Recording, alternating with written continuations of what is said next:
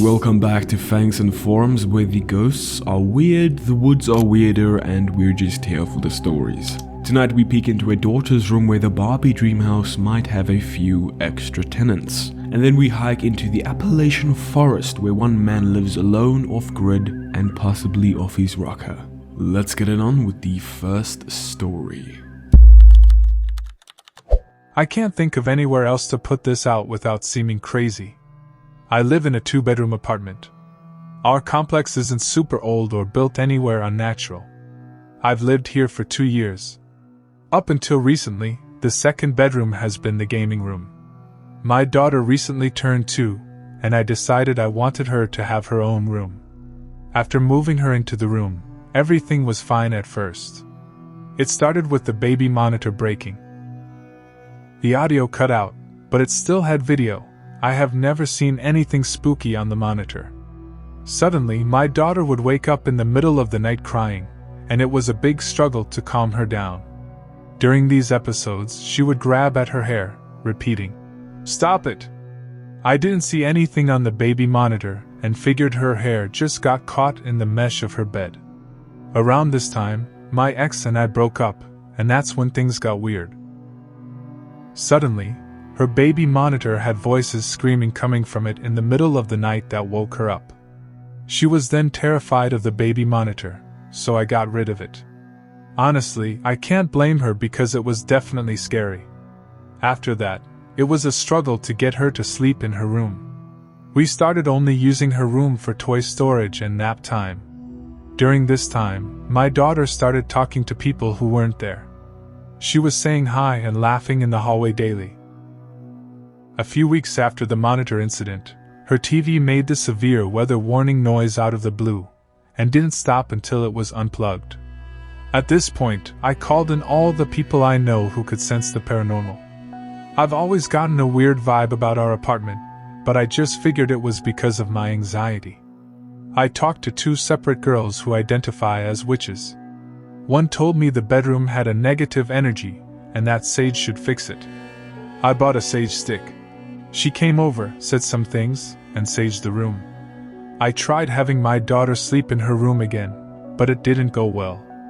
Every night she would wake up throwing up, crying, and holding her hair, repeating, "Stop it!" This is when I called in the second girl I know.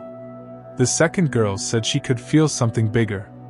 She said that due to the fact it seemed to be attached to my daughter, I should do a protection spell for her and sage the room again with a different sage. I had her come over and we did both of those things.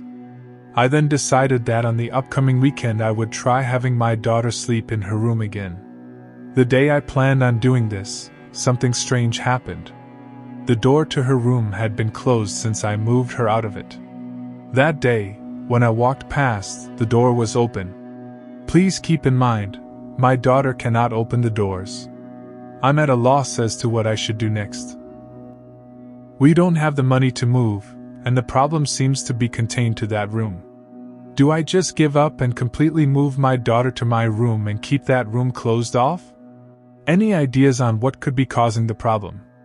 Or is there a different board I should post this on?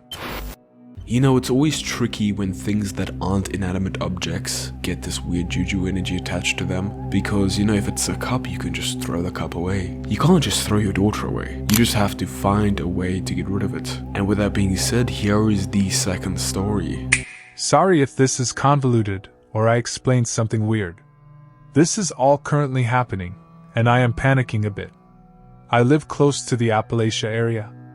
I moved here last year at the end of July. In the beginning of me moving here, I slept on the floor of the laundry room on a mattress next to a door that led outside. Because of where my bed was, the door couldn't open from either way, but I still always kept the door locked. If I'm able to, I lock every door I'm behind, no matter where I'm at, no matter how safe it may be. I can be quite a paranoid person. My paranoia, though, has kept me safe in the past. I was very paranoid as a kid, so at 13 my dad bought me a gun to help me feel safer being home alone. And a week after getting it, someone broke into my house but left after they saw a gun in my hand. Even though I can be quite paranoid, I've still always kept a pretty good head. I do well in stressful situations and always err on the side of caution. All this to say, when I'm spooked by something, it's for good reason.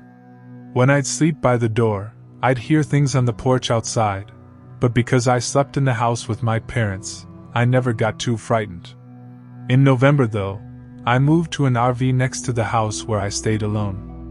I was alone in the RV until about 2 months ago when I moved my cat in with me. When I was alone, I'd hear things banging on the side of the RV and pushing on it. Now it's a big RV, so to push on it to rock it, you'd have to be stronger than quite a few men. I'd go days without sleeping because of a gut feeling that it wasn't safe, even with the doors locked. Once I moved my cat in, though, my boyfriend would come stay with me quite frequently. When he'd stay with me, things like this wouldn't happen, and I could sleep in peace. He went back to his place yesterday, though, after work. To set the scene, I have 5 dogs and motion sensors on trees that set off an alarm in the house. Now these dogs are very loud. Most of them are all bark and no bite though, and all the dogs are friendly to people.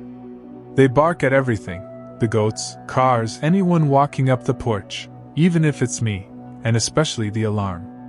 Last night, the alarm went off around 10 times in a minute. The dogs didn't make a sound. They all just looked towards the door and the windows outside where the alarm is at. So right away, my dad and I realized something wasn't right. My dad went outside with a big bright flashlight and a gun on his hip. After being outside for a couple minutes, he came back inside. He put the goats in their pen and said he didn't see anything. Even though it didn't seem like there was something, my dad still wanted me to take a dog with me to the RV. So I did. I took the dog we have that herds the goats and chases coyotes off the property, so that I knew if there was something outside she'd know. I went to the RV, locked the door, and laid down for bed. At around 2 a.m., I heard knocking on the door. This was strange for a myriad of reasons, but especially since it was so late. At first, I just wrote it off as me hearing things. I rolled over to cuddle my cat and tried to go back to sleep. A bit later, the knocking started up again. But this time, accompanied with a voice. My dad's voice. Telling me that he left his key and to open the door for him. My dad, if he needs me, always calls me. He also doesn't have a key because I'm the only one with the keys. Again, I wanted to write it off as something just in my mind. But then my dog stood up and faced the door and started growling. My cat, who is scared of just about everything, stood up and faced the door as well and fluffed himself up. This is when I knew there was something. I put a knife in my hand and waited for something to happen. But after a while, all noises stopped, and my animals relaxed and laid down to go to sleep. I couldn't sleep though. I stayed up the rest of the night and waited until the sun was up to go to the house. Just a couple hours ago, though, I was in the house making lunch and heard the alarm going off again. And again, my dogs were quiet. I saw my goats weren't in their pen, so I wrote it off as something else. But a couple minutes later, when the alarm started going off again, the dogs were barking. I looked outside, and it's the goats walking by the sensor. I saw the goats put themselves up, and the chickens we have didn't want to leave the porch. And then, within the same hour, the alarm went off over and over again, but no barking. Finally, I let one of my dogs outside, the one who chases coyotes away. A minute later, she was scratching at the door with her tail tucked in between her legs. I've never seen her scared before. I keep looking outside, and there's nothing I can see. But my dogs are again staring toward the way outside, as if they're waiting for something. It's not human. It's not a goat or any other animal we have. I don't know what it is. We're the first house to be put on this land recently. I don't know. I'm so nervous though. My boyfriend says he's going to come over tonight. But what will I do the days and nights he's not there? Are there things I can put up to help ward something like this off? It's pretending to be my dad. It wants to get in when I'm alone. I love having my own space, but now I don't know if I should.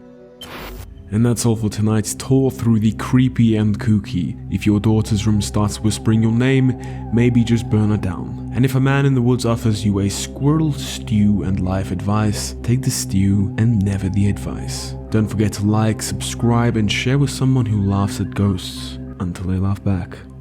See you next time in the forums.